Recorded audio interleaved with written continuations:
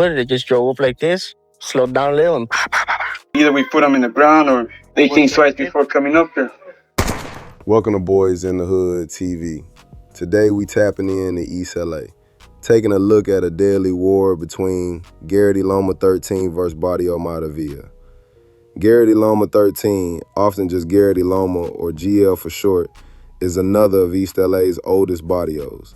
The gang takes its name from Geraghty Street, a road snaking through the steep hills of City Terrace in East LA neighborhood. Sheriff's deputies nicknamed it Chica Loma, Little Hill, a steep hillside in the 900 block of Geraghty. In Spanish, Loma means hill, and indeed, Garrity Loma's turf sits atop the high ground, a strategic advantage the gang would ruthlessly exploit in warfare. Any rival foolish enough to raid Chica Loma had to navigate a maze of narrow, winding streets where GL lookouts lay in ambush. Notably, Garrity Loma was linked to the birth of the Mexican Mafia. Several GL members were among the founders or earliest recruits of La M in the 1950s, like Eddie Potato Nose Loera. Led by the 1990s, Garrity Loma would become an instrument of the Mafia's wrath against Maravilla gangs. There are around a total of 19 Maravilla sets, like Juarez, Arizona, and El Hoyo. Some of these cliques have been known to clash with each other. El Hoyo Maravilla, often abbreviated HMV, is widely regarded as one of the oldest, very first of the Maravilla gangs. El Hoyo Hood centers around Maravilla Park and the neighborhood northwest of where the I-5 and I-710 freeways meet. How did the feud with Geraghty begin? Oh, this is way back in my father's times. My father was a member from Eloyo, 2 years from the cut downs from Eloyo. Well, back in his days, they were fighting with Geraghty. Why? And to tell you the truth, I really don't know why, but, you know, the feud is still going. No one, old or young, could tell us how the feud began. But it keeps going because the Chicanos stay segregated. And here, the macho ethic is blood real. The slightest insult demands revenge. In mid-1970s, a war kicked off when Garrity Loma decided to hit the nearby Juarez Maravilla. In a military-style raid, 2 pickup trucks full of Geraghty gunmen rolled up on the Juarez. GL attackers formed a line like an execution squad and opened fire. They each carried 30 caliber M1 carbines and in a savvy move had taped paper bags over the rifle's ejection ports to catch shell casings and avoid leaving evidence. Several Juarez members were shot in cold blood. You gotta fight for your barrio. Sometimes you gotta kill for your barrio, just to keep up your reputation.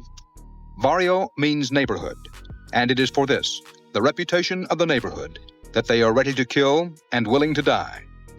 Gang members bear permanent insignias, tattoos proclaiming where they're from and what they stand for. As nations carry flags, gangs paint their names on walls. Lote, Little Valley. You know gangs are feuding when their names get crossed out. One from all the barrios. You know, barrios do things to us, but we always come out on top. Like, you know, we get 4 or 5 guys for every one that they get of us. And we get them worse, you know. Either we put them in the ground or, you know, we make them remember that not to come up here. They think twice before coming up here. And this is where we are with a shotgun, always ready. It's claimed to be numero uno, embroils Geraghty in feuds with many gangs. And just as their enemies do, they show off their scars the way war veterans display Purple Hearts. Yeah, I got shot in the heart. And these are other scars that I've had from other... Heavy police pressure, coupled with the natural burnout of older gang members, led to a temporary decline in gang killings in East LA. In fact, by 1980, the unincorporated East LA area recorded 22 gang homicides for the year.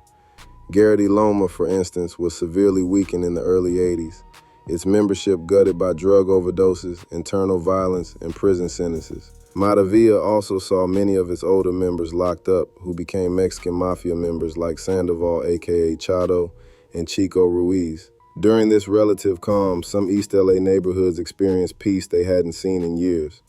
In 1989, Garrity Loma's veterans famously made a pact with a local stoner gang, the Rockwood Stoners. They merged crews to create a larger, more potent Garrity Loma's Rockwood clique. Breathing new life into Loma, Maravilla started recruiting new blood in the late 80s to bolster their strength also. The sheriff's department recorded 8 gang homicides in East LA in 1989, up from none the year before, and the violence was on an upward trajectory heading into the 1990s. East Los Angeles in the 90s was headed for an even deadlier phase of the feud, supercharged by the meddling of the Mexican Mafia. In 1992 to 1993, the Mexican Mafia declared a new policy aimed at controlling gang violence and increasing its profits. They ordered all Southern California Latino gangs to stop drive-by shootings and start paying taxes to the Mafia from drug sales. Most Serrano gangs complied. The Maravilla gangs did not. They chose the same route that the Rockwell Locos did. They chose to be tax-free. Just like Rockwell Locos, Maravilla was green-lit by the Mafia. This meant open season on Maravilla. Garrity Loma 13, as a loyal Serrano set, dutifully took up the charge.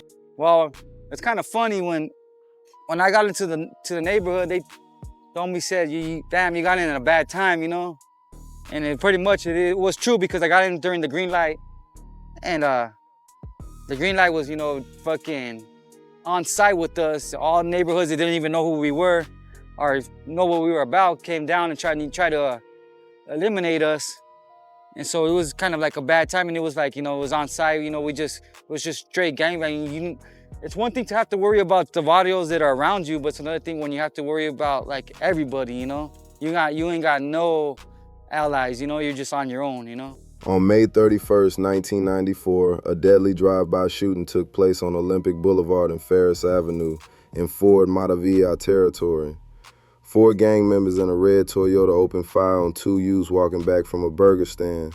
Felipe Gomez, just 14 years old, was chased down and shot in the head at point-blank range as he tried to hide behind a parked car. His 19-year-old friend, Jimmy Saraceros, was shot in the back, and then, in an act of unspeakable viciousness, the gunmen ran him over with their car. They even tried to reverse and hit him again until a witness's scream scared them off. Miraculously, Jimmy survived, though he was gravely injured. Felipe died of his wounds. Neither victim was a gang member, but Felipe had relatives in Fort Maravilla and lived in that neighborhood.